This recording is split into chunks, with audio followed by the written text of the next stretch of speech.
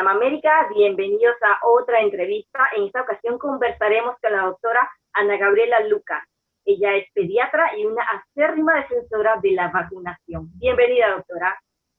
Muchas gracias por la invitación, Carol, y bueno, qué linda bienvenida que me diste. Me encanta esto que de una acérrima defensora de la vacunación, me encanta ese título. Doctora, para entrar en Cuéntame. materia, en relación al coronavirus, hemos visto que la cantidad de niños ha aumentado en los últimos días. Ya más de 100 niños en edades de 0 a 10 años tienen coronavirus. ¿A qué se debe este fenómeno? Primero que nada debemos recordar de que todos somos susceptibles, entonces todos podemos enfermarnos y contraer esta enfermedad que es por el nuevo coronavirus. No debemos preocuparnos porque si los papás de estos chicos salen a trabajar y se infectan del coronavirus, es esperable o es normal de que los chicos también se contagien, por lo cual al aumentar el número de casos no es una locura que también aumenten los niños infectados con coronavirus. Doctora, ahora mismo entramos en la estación lluviosa, vienen los resfriados, los padres se preocupan por llevar a los niños al médico. En esta ocasión, ¿qué recomendación se le da a los padres? ¿Correr con los niños de una vez al doctor o esperar un poco? Miren, creo que lo primero es hablar con el pediatra de cabecera, tener una llamadita con el pediatra de cabecera, a ver qué les sugiere el pediatra de cabecera. Muchas veces si el chico está en buen estado general, no tiene fiebre alta, está comiendo y durmiendo bien, quizás no sea necesario salir corriendo al hospital. Ahora si vemos que el chico está con dificultad respiratoria, está con fiebre alta, no está comiendo bien, no está orinando bien, sí sería importante, si no tiene un pediatra de cabecera a quien preguntarle un poco cómo manejar la situación, acudir a un cuarto de urgencia, pero tratar de disminuir al máximo las consultas hospitalarias o a los cuartos de urgencia creo que sería la mejor recomendación. Doctora, si en los adultos es difícil diferenciar los síntomas de una influenza, una gripe, en los niños mucho más, ¿no? Realmente es muy difícil porque los chicos son oligosintomáticos o asintomáticos, es decir, que presentan poquitos síntomas y muchas veces síntomas menores. Entonces, en general en los chicos pensamos de un coronavirus por los antecedentes de los papás o de los convivientes, porque los síntomas son muy parecidos a otros cuadros infecciosos comunes en niños. ¿Cómo se le habla a un niño acerca del coronavirus, de las medidas que debe tomar y que no debe descuidar los hábitos, ¿no? que se nos han recomendado a todos?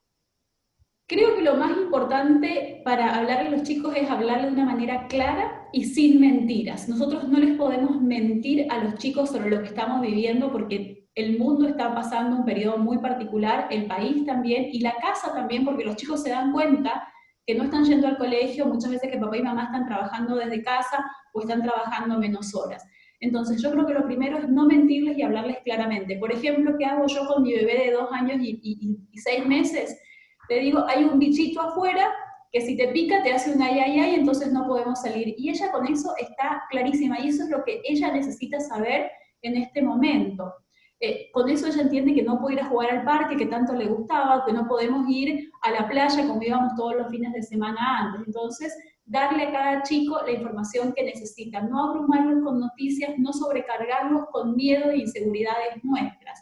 Y sí hacer mucho énfasis en la importancia del adecuado lavado de manos, tratar de tocarse lo menos posible la cara y tratar de no estar tocando muchas superficies, pero si no están saliendo de la casa realmente el riesgo de contagiarse es bastante menor que los adultos que tenemos que salir, por ejemplo, a trabajar o a hacer las compras.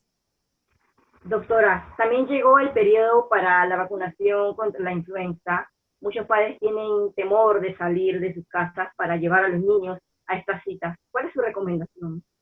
Mi recomendación es que tenemos que vacunarnos todos cuando tenemos la vacuna disponible. La protección frente a la influenza o las defensas del organismo demoran, una vez que nos ponemos la vacuna, demoran alrededor de 15 a 20 días en tener anticuerpos protectores. Muchos papás me dicen, doctora, pero no estamos saliendo, así que no nos podemos enfermar. Pero cuando empiecen a salir, sí van a estar en riesgo de enfermarse y ahí no van a tener anticuerpos protectores. Yo creo que podemos vacunarnos, protegernos contra la influenza y también cumplir con las recomendaciones del Ministerio de Salud que nos dicen tenemos que salir ciertos días y a ciertos horarios cumpliendo con el número de cédula. Y lo más importante me parece es utilizar mascarilla cuando vamos a salir, un adecuado lavado de manos, y si no tenemos agua y jabón para lavarnos las manos, utilizar alcohol en gel, y tratar de mantener la distancia física con otras personas.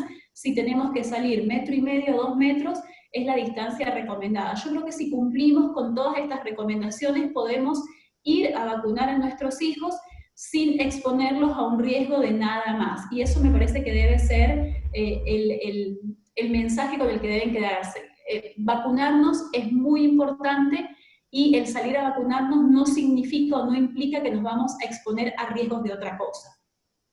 Ahora mismo todo el mundo quiere escuchar que hay una vacuna contra el coronavirus y la palabra vacuna se ha puesto de moda, pero no valoramos las que tenemos. ¿Puede explicarnos la importancia de las vacunas en el ser humano y por qué son importantes colocarlas en niños?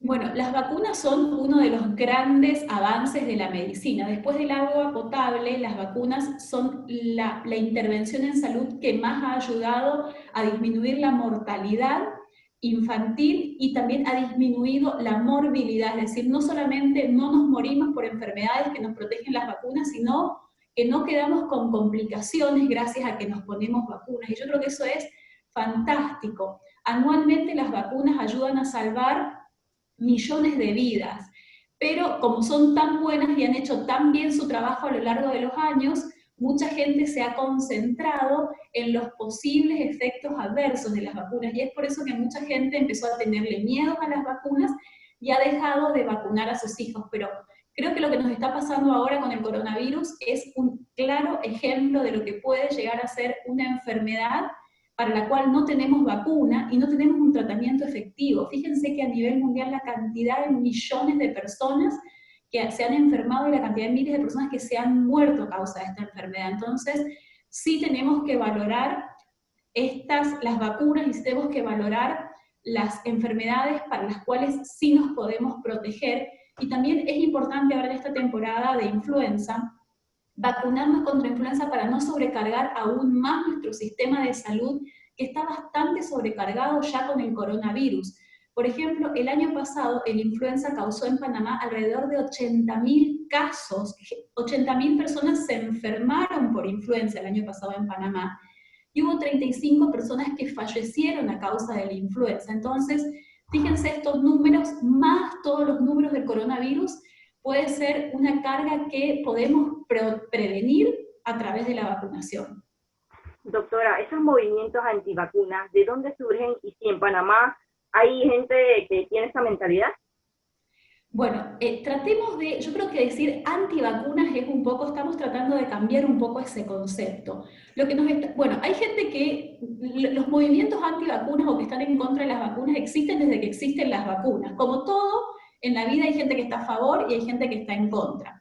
Estos movimientos antivacunas o estos padres que tienen miedo a vacunar a sus hijos tomaron un fuerte auge alrededor de la década del 80, a fines de los 80, cuando salió un estudio, fue publicado un estudio de médicos ingleses asociado a la vacuna MMR, que protege contra sarampión, rubiola y paperas, con el autismo. Después de mucha investigación se demostró que este médico había mintió en el artículo que publicó, pero ya el mal estaba hecho y sembró esta semilla de la duda y del mal en un montón de papás que empezaron a tenerle cada vez más miedo a las vacunas y se han centrado en los posibles efectos adversos de las vacunas y no tanto en todos los efectos beneficiosos y protectores. En Panamá sí hay papás que tienen miedo de vacunar a sus hijos. Yo no diría movimientos antivacunas en sí, porque no son movimientos muy fuertes, pero sí hay papás que me refieren en las consultas que tienen miedo de vacunar a sus hijos. Y en general el miedo a poner las vacunas no es contra todas las enfermedades. En general los movimientos, los papás tienen mayor miedo con determinadas vacunas, pero creo que esto es algo que se puede ir manejando, dándoles más información y permitirles a ellos contar cuáles son sus aprensiones y sus miedos al respecto. ¿Cómo anda la tasa de vacunación en Panamá? ¿Es la indicada, la correcta? Bueno, yo creo que Panamá tiene uno de los, no creo, estoy segura, que Panamá tiene uno de los mejores esquemas de vacunación a nivel de toda Latinoamérica. De verdad que el programa ampliado de inmunización en Panamá es muy bueno y las enfermeras hacen un gran trabajo. No te puedo decir números exactos porque realmente no los tengo muy fresquitos, no los he revisado últimamente, pero a mi entender, el programa ampliado de inmunización hace un muy buen trabajo en el país. Doctora, finalmente, un mensaje a todos esos padres para que no se preocupen por esta crisis que vivimos y que de repente tiene a muchas personas con tensión, temor y demás. Bueno, yo creo que, queridos papás, debemos ocuparnos, no preocuparnos tanto, cumplir con las indicaciones que nos dan, tratarnos de quedarnos en casa lo máximo posible, no salir si no es estrictamente necesario, cumplir con el distanciamiento físico, y cuando digo distanciamiento físico es cumplir la distancia que nos separa de otras personas, pero por favor no olvidemos del distanciamiento social, no olvidemos a nuestros papás, a nuestros abuelitos, a estas personas que viven solas, tratemos sí de tener un contacto social con ellos a través de todas las plataformas digitales que tenemos disponibles.